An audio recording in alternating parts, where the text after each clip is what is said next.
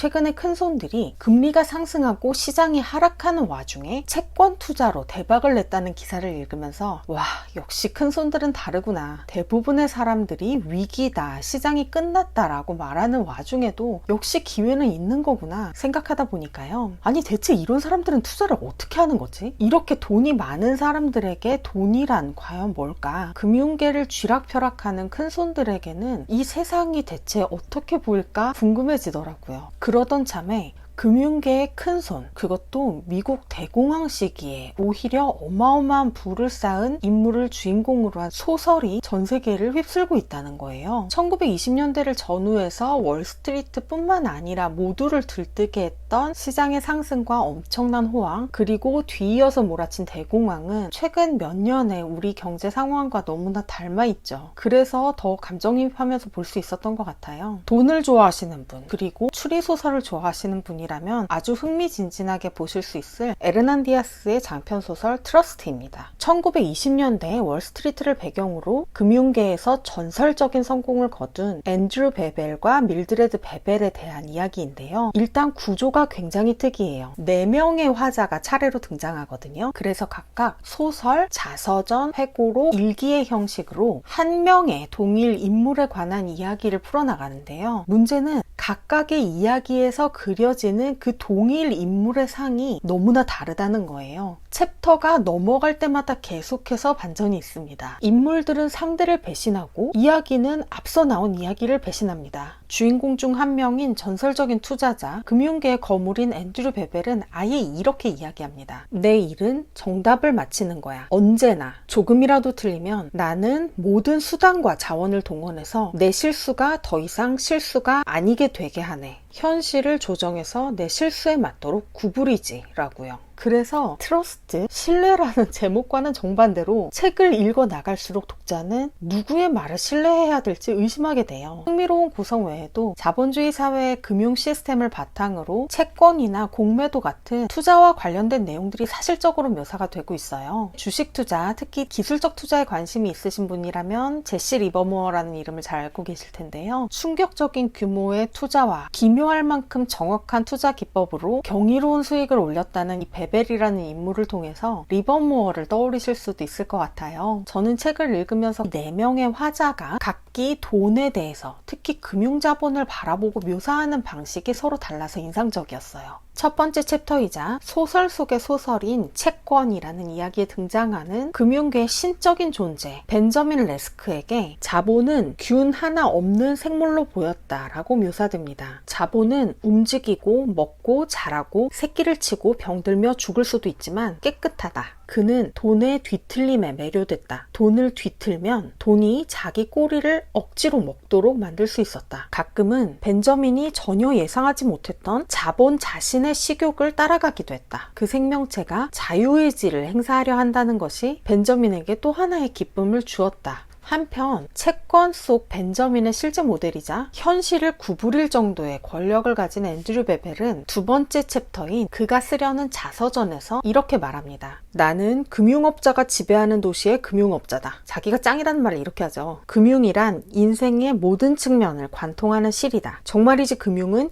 인간 존재의 이질적인 가닥들이 모두 엉키는 매듭이다. 또한 공황에 대해서는 새로운 관계를 맺기 위한 기회라고 이야기해요. 공황을 기회로 바라보았기 때문에 수많은 사람들이 나락으로 떨어진 상황에서 천문학적인 수익을 거둘 수 있었겠죠. 세 번째 챕터의 화자는 그런 앤드류 베벨에게 고용되어서 그의 자서전을 대필하게 된 아이다 파르텐자라는 인물입니다. 파르텐자는 완고한 무정부주의자에다가 벌이도 시원치 않은 아버지 밑에서 늘 빚에 허덕이면서 자라왔는데요. 노동자 계급인 아이다의 아버지는 돈을 신기루, 순전히 공상적인 형태의 상품이라고 말합니다. 돈은 허구이고 금융자본은 허구의 허구이며 월스트리트의 금융가들은 노상강도에다 범죄자들이라는 자신의 신념을 딸에게도 끊임없이 주입하려 합니다. 그런 아이다 파르텐자가 아버지의 신념을 배신하고 아버지가 그토록 증오하는 베벨의 투자회사에서 면접을 볼 때 왜 여기서 일하길 원하느냐는 질문을 받고 순간 당황해버려요. 그리고는 자신도 모르게 마르크스의 말이자 아버지가 늘 인용했던 문장으로 이렇게 이야기합니다. 이야기합니다. 모든 걸 만드는 회사에서 일할 수 있는데 한 가지 물건을 만드는 회사에서 일할 이유가 있을까요? 돈이 바로 그거잖아요. 모든 것. 최소한 돈은 모든 게 될 수 있죠. 돈은 우리가 다른 모든 상품의 가치를 측정하는 보편적 상품이에요. 그리고 돈이 상품의 신이라면 여기 월스트리트 금융가와 베벨의 투자회사가 그 신의 최고 신전이라고요. 그리고 이 책 전체를 관통하며 챕터마다 다른 모습으로 그려지는 찐 히로인, 책권 속의 헬렌 레스크이자 그녀의 실제 모델인 밀드레드 베벨의 말은 말해버리면 스포일러가 돼서 제가 말할 수가 없네요. 직접 확인하시기 바랍니다. 여러분은 돈과 금융에 대해서 어떤 인물의 말에 공감이 가시나요? 누구의 말을 신뢰하고 싶으신가요? 큰 손들, 권력자들에 의해서 조정되고 구부러진 현실 속에 실제로 살고 있는 우리는 과연 누구를 신뢰해야 할까요? 제세켓 홈메이드 머니. 금융 시스템에 대한 불안감이 요즘 경제의 가장 큰 이슈 중에 하나인 것 같습니다. 경제신문의 헤드라인을 공포로 우물들였던 실리콘밸리 은행과 크레디트 스위스의 파산, 심지어 독일 최대 은행인 도이치방크의 위기설까지 돌았죠. 이렇게 파산한 은행들의 위기가 무엇보다도 안전하다고 믿었던 미국 국채의 평가 손실로부터 일부 촉발됐다는 것, 또한 이들 은행의 파산이 금융 시스템 전반의 위기로 번지는 것을 막기 위해서 여러 가지 기존 상식을 뒤엎는 조치들이 단행됐는데요. 그 중에 하나로 코코본드, 채권의 가치가 주식보다 먼저 상각돼 버리면서 안전자산을 더 이상 안전자산으로서 신뢰할 수 있는지 헷갈리게 된 지금 이 시점에 무엇이 진실인지 누구의 이야기를 믿어야 할지 알 수 없게 만드는 이 책의 제목이 또 트러스트라는 거. 그런 책이 뉴욕타임즈, 워싱턴포스트, 타임에서 전부 22년 올해의 책 탑10에 선정되는 등 세계적으로 가장 주목받고 있는 책이라는 사실은 참 절묘하다고밖에 생각되지가 않죠. 순수하고 온전한 진실을 우리가 과연 바라볼 수 있을까요? 누군가 나에게 그런 믿음을 준다고 확신할 수 있을까요? 우리는 언제나 내가 선 지금 이곳에서 나의 눈을 통해서 내 그릇만큼만 바라볼 수 있을 뿐이겠죠. 그렇게 바라본 현실에 대한 판단과 행동 또한 오롯이 나의 선택이고 내가 감당해야 할 책임이고요. 구부러진 현실은 내가 받아들이는 과정에서 그렇게 또 한 번 구부러질 수밖에 없으니까 그 왜곡을 최소화하고 소설 속의 등장인물들, 현실 속의 큰손들처럼 위기 속에서 기회를 발견하려면 어떻게 해야 할지 트러스트를 읽으면서 생각해보게 됐어요. 지난번 영상에서 프레임 바깥으로 걸어 나와서 그 프레임을 바라보아야 한다는 말씀을 드렸었는데요. 이 책을 읽으면서 그저 내가 바깥으로 걸어 나오기만 해서는 안 되는 거구나. 그 프레임을 이리저리 움직이면서 방향을 바꿔서도 바라보고 뒤집어서 거꾸로 보기도 해야겠구나 하는 생각을 하게 됐습니다.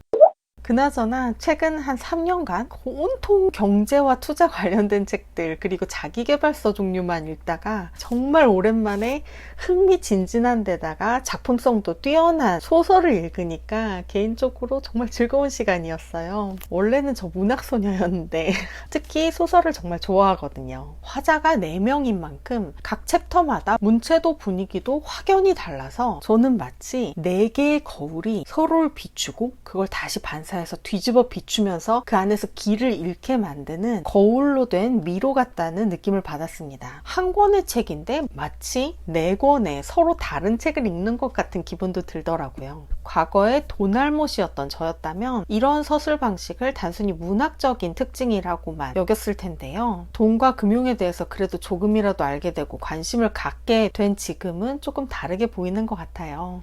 실제로 굉장히 다양하게 해석될 수 있는 돈과 금융의 속성이 문학의 형식 자체로도 표현되었다고 느껴집니다. 만약에 채권이나 공매도 방식의 투자를 실제로 하고 계시거나 경험해 보신 분이라면 저보다도 훨씬 깊이 있게 이해하시고 더 재미있게 보실 수 있을 것 같아요. 재미의 측면이라면 이미 케이트 윈슬렛을 주연으로 해서 드라마 제작이 확정되었을 정도니까요. 원작을 읽으면서 상상했던 등장인물들의 모습이 드라마 영상에서는 어떻게 그려질지 기대가 됩니다. 오늘 영상은 세계적으로 주목받는 젊은 거장 에르난디아스의 장편소설 트러스트를 책과 소정의 대가를 제공받아서 꼼꼼히 읽고 만들게 되었음을 알려드립니다. 제스켓의 첫 유료 광고입니다. 경제신문을 읽고 투자서나 자기계발서를 읽으면서 공부 열심히 하는 것도 좋지만 때로는 예술작품을 통해서도 리프레시도 하고 생각의 지평을 넓혀볼 수 있는 기회가 되시길 바래요. 그리고 드디어 창밖을 배경으로 봄을 배경으로 촬영을 할 수 있게 됐어요. 우리 구독자 여러분들께서도 화창한 봄날 만끽하고 계신가요? 구독과 댓글, 좋아요, 알림 설정 해주신 모든 분들께 늘 진심으로 감사드립니다. 오늘도 멋진 하루가 되실 거예요. 저는 다음 영상에서 다시 뵙겠습니다. 감사합니다.